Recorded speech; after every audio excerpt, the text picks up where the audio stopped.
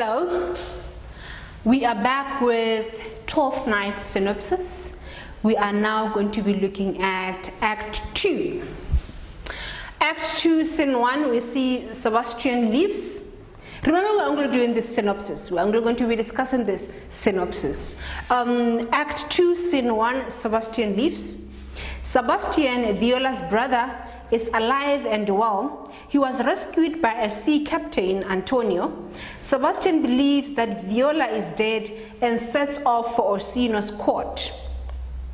Remember, they are shipwrecked, and then Viola was saved, and she thought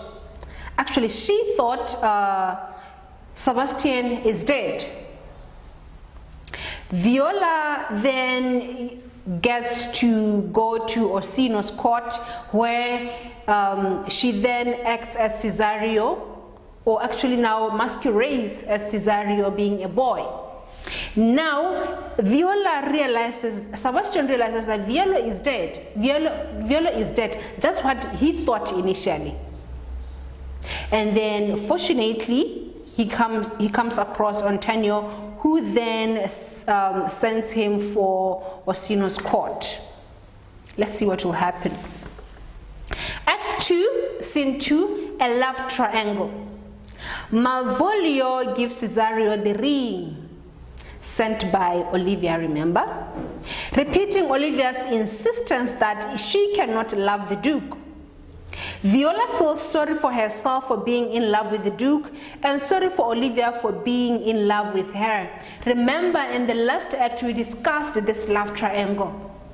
And this confusion was actually caused by Viola's ability to masquerade now as Cesario, as a boy. Now what happens here is that he is given the ring, and Viola is there feeling sorry because, remember, she's the only person who knows the truth. She's the only person who knows what is happening around, because she is also the one who caused all this confusion. Now she feels sorry for Olivia. She also feels sorry for the Duke. Now let's go to Act 2, Scene 3, the love letters.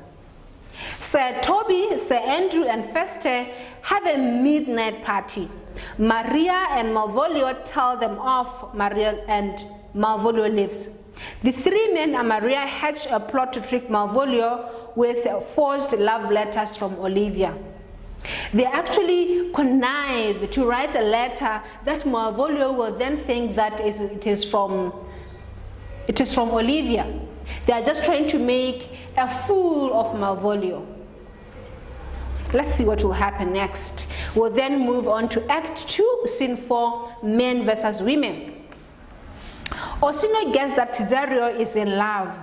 Cesario tells him that the woman here is Viola, remember. He is in love with is of similar age and appearance to the Duke. They debate whether women can love as deeply as men. Cesario gives the example of his sister who loved a man but never told him.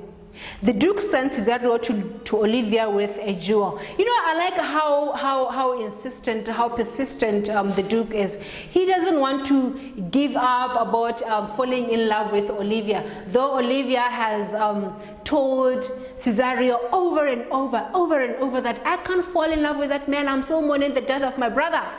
Now here Olivia is still actually the Duke is still insisting that please take this jewel and give it to Olivia.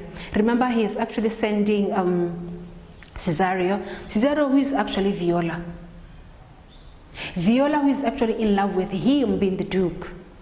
And Olivia then gets interested in Cesario.